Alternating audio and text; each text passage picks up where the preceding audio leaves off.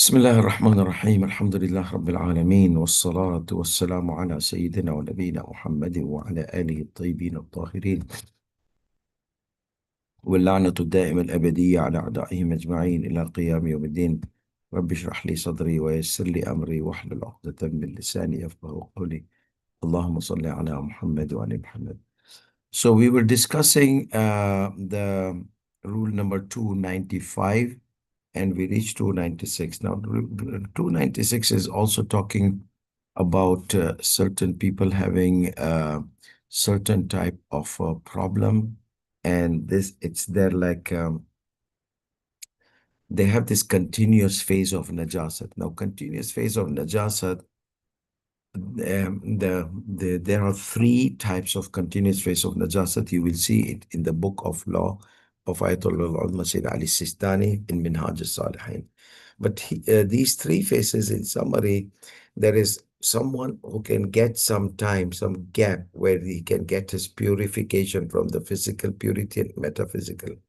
What does that mean? That means this person is either dripping urine, or either dripping, discharging stool from time to time. He can't control himself, but he knows there's certain time that and gap that he will not be facing these kind of discharges. So he has special rule of purification that he needs to wait until that time comes when everything stops, like these bouts of purification or bouts of impurity or sessions of purity and impurity. So he needs to wait when the session of purity arrives, then he can do his tawaf or he can do his salah.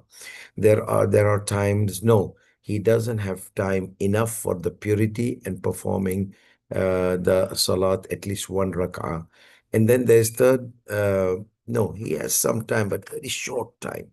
So you have three stages: no time at all, continuous flow, some time that he can pray a little bit, do the wudu and pray a little bit. And the third is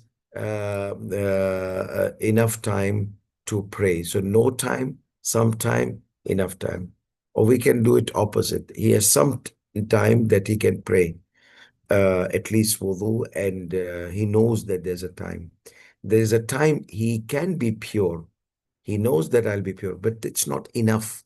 So enough time, not enough time, no time at all. So not enough time and no time at all are almost similar. Anyhow, that you can refer to the rules of Salah. But let's see what is the ruling here. Ruling number 296 says al-ma'dhur, the one who is excused. Now, there are three types of excuse. One is excuse from not being able to perform the wudu because of the gypsum on the hand. Like his hand is covered with fracture, the gypsum or fracture, or even fracture or injury. So he can't totally do the proper wudu. So obviously it is called jabira. So when Sayyidi Sistani Damodallah says kal majboor, doesn't mean majboor in Urdu like he's forced to, or even in Arabic jabr yajburu. This majboor is the one who has the jabira on.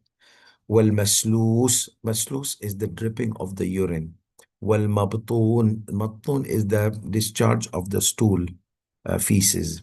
So al ma'dhur, the one who has a certain excuse, yaktafi, so he has excuse. So how should he go do the tawaf? Tawaf needs wudu or ghusl even. So he said, no, if he has jabira, he will do these duties as a person who has jabira. In the chapter of wudu, they have mentioned the way to do the wudu or the way to do the ghusl. So it has a special chapter in Minhaj al-Salihin, and even in Islamic book of law in English, you will find this chapter there available. I can't mention it here because we already are slow and we have a long way to go to complete the tawaf, because tawaf's questions and answers are plenty. So كالمجبور والمسلوس, such as the one who has cast on it, the gypsum, due to the fracture or any other reason, or bandage, like in a way that he cannot remove that bandage. And then maslus, the one who has the dripping of the urine, والمبطون, the one who has the discharge of the feces. وإن كان الأحوط استحبابا للمبطون أن يجمع مع التمكن بين الإتيان بالطواف وركعتيه بنفسه وبين الاستنابة. So here he has to do by himself everything. But he is in najasat, continuous najasat coming out, and metaphysical impurity breaking down. So he has to do his wudu and purification from the physical impurity. So Sayyidi Sistani says physical impurity is okay, not a big deal. I mean, it has some lenient laws. But what about the metaphysical impurity? The wudu is must. If not, then tayammum.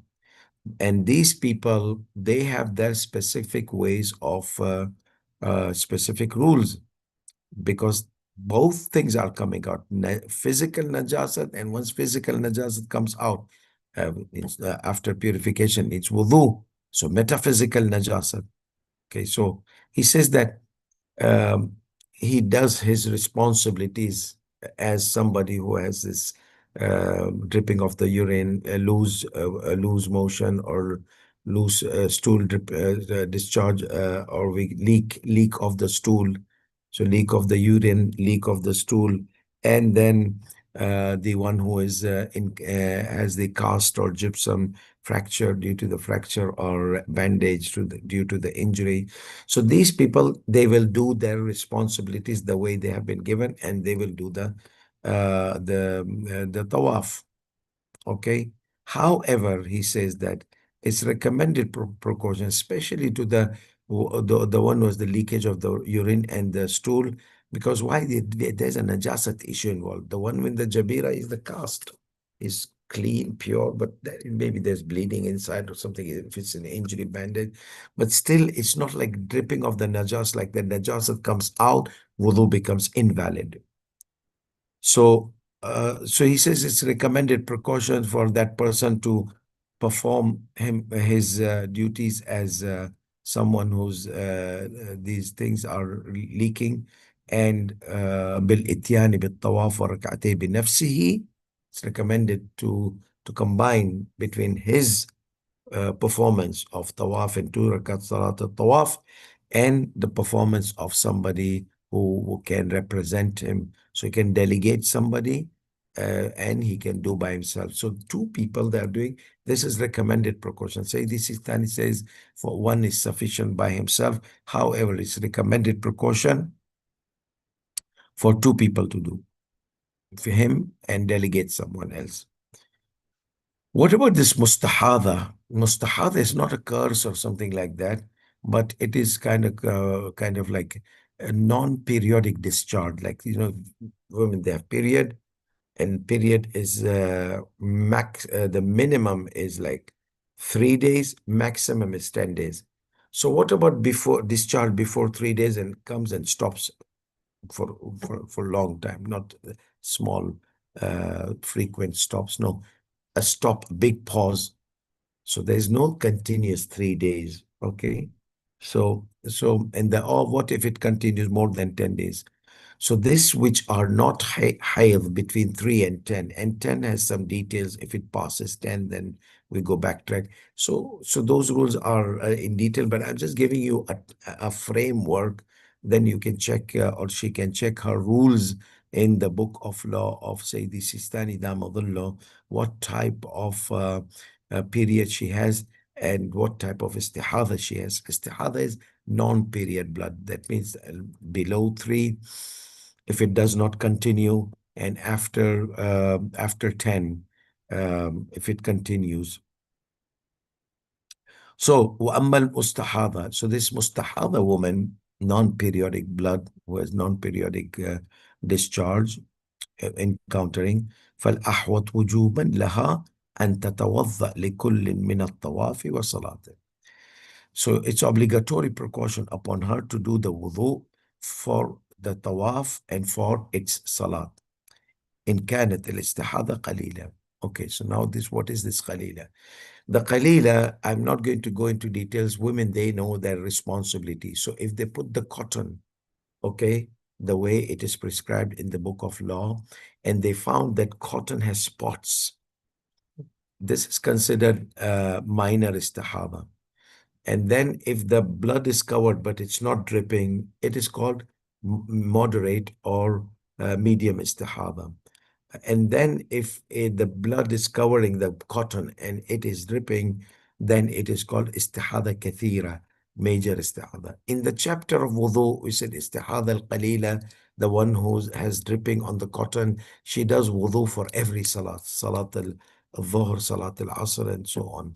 The one which is the cotton or the tampon or whatever is covered and but not dripping. So this, she does one ghusl per day and wudu for every salah. This is general rule, okay? You can just check with our SISTANI, what is if you're doubting what is your responsibility with this regard.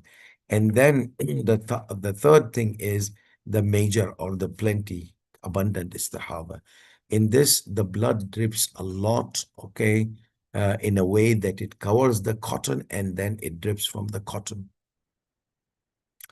So this is, for her, she has to do ghusl, ceremonial bath, for every salat. So here, the ruling is almost similar. So he says, وَأَمَّا الْمُسْتَحَاضَةِ, okay, إن كانت قليلة, استحاضة قليلة, if she was استحاضة قليلة, then obligatory precaution to perform wudu for every salat and tawaf. So she did the tawaf and then she does the salat. So now somebody will ask you, Shaykhna, Maulana, how how will the how will she do that? They don't have showers inside the tawaf area that, okay, get inside, get shower and come back, like the way they have me in miqat. So how will you do that? Remember, we mentioned in the previous, first of all, it's ihtiyat wajib. So she can refer to a marja who says she doesn't have to do wudu for the tawaf and a wudu for the salah. She doesn't have to do, because if a marja allows, next in line, the alami of Sayyidi Sistani, Namadullah, then obviously she will refer to him in this ruling. Otherwise, remember that they have privileges. They have enough time gap, not 10 minutes, more than 10 minutes they're given, but that they have to be very as fast as possible, not to leave the gap between salat and tawaf. Salat for tawaf and salat of tawaf more than 10 minutes. So they go, obviously we're not talking about ghusl here, okay? That's in istihada kathira. Here we're talking about wudu for every. So there are places for wudu there, plenty around the around the haram. She can go there and do the wudu and come back and do that. And even if it takes more than 10 minutes, that's fine, because this is a must thing. Okay. And not just that, for the wudu, you can have a bottle of water. Like this bottle is enough for wudu. So she can keep a bottle, and it's minimizing the time gap as much as possible between the salat tawaf and the salat of tawaf. So if she can do it with this, then she must do it with this. Just around the corner, behind Maqam Ibrahim, there's a space where people they are drinking Zamzam and doing this, so they can just do. They can just go into that corner and just and around that area there's also a place for wudu as well. Okay, so to minimize the time as much as possible, but even if it is more than 10 minutes, that's fine.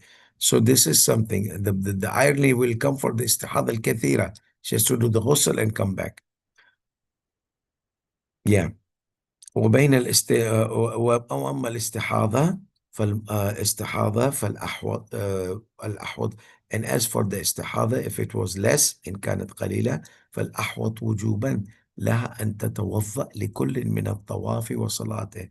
So it's obligatory precaution for her to perform wudu for everything, for salat, for tawaf, and its salat.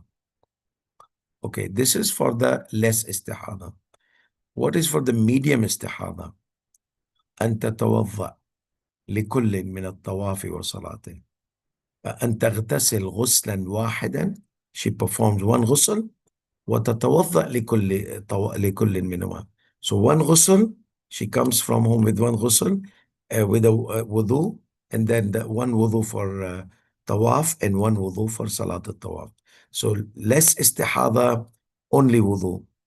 Medium istihada is wudu, ghusl, one ghusl, and wudu for every salah. That's also so far so good that she comes from home with the ghusl, performs her tawaf, does her wudu, and performs her 2 rakat salah. Okay. But as I said, the time, minimize the time, because this is an exceptional case, and exceptional case are to be taken in a serious precautionary measures. So don't go to wudu and you found out your aunt or cousin from long way, or your clique from the school or something like that, and you start chit-chatting long time, and that's not helpful. So therefore, minimize the time as much as possible. وأن تغتسل غسلا واحدا ولهما, and she does one ghusl, which is sufficient for both. One ghusl for both the salat and tawaf. She doesn't need to do more than one ghusl. وتتوضأ لكل منهما, and performs the wudu for every both of them, each of them. Like for wudu for tawaf, and ghusl, wudu for salat al-tawaf. Wudu for tawaf and wudu for salat al-tawaf. Okay, so now we know that istihada qalila, wudu for tawaf, wudu for salat. Istihada mutawassita, one ghusl, wudu for tawaf, wudu for salat. What about kathira? She has to do ghusl. So for every, like for the salat and for each of them, for the tawaf and for the salat al-tawaf. وأما الكثيرة فتغتسل لكل منهما مطلقا, absolutely, in all cases, على الأحوط وجوبا, on the basis of obligatory precaution. من دون الحاجة إلى الوضوء, and there's no need for wudu, without any requirement for wudu. So no need for wudu, unless if she had done something else which breaks the wudu, such as passing the urine, discharging the feces, or um, uh, intoxication, severe case of intoxication, or sleep, or any other things which invalidates the ghusl as well. So okay, so now she has done something which invalidated the wudu, so she has to do one ghusl for every salat, for one ghusl for tawaf and one ghusl for salat al-tawaf, without any need for wudu, unless if she had done anything which invalidates the wudu. من دون الحاجة إلى الوضوء ما لم تكن محدثة بالأصغر. What if she was محدثة بالأصغر? She became. So he says it's recommended precaution to add a wudu to the ghusl. So less istihada, wudu for tawaf, wudu for salah. Medium istihada, one ghusl, wudu for salah, wudu for tawaf, wudu for salat al-tawaf. Major istihada, abundant istihada, so she has to do ghusl for tawaf and ghusl for salat al-tawaf. And she had done any minor metaphysical impurity that invalidates the salat, that invalidates the wudu, then she needs to do the wudu as well, on the basis of recommended precaution. So this is the ruling of the istihada. Okay, the third condition is the purity from the physical impurity. طهارة من الخبث. That we'll leave it in our next session. وآخر دعوانا الحمد لله رب العالمين وصلى الله على محمد وعلى آله الطيبين الطاهرين.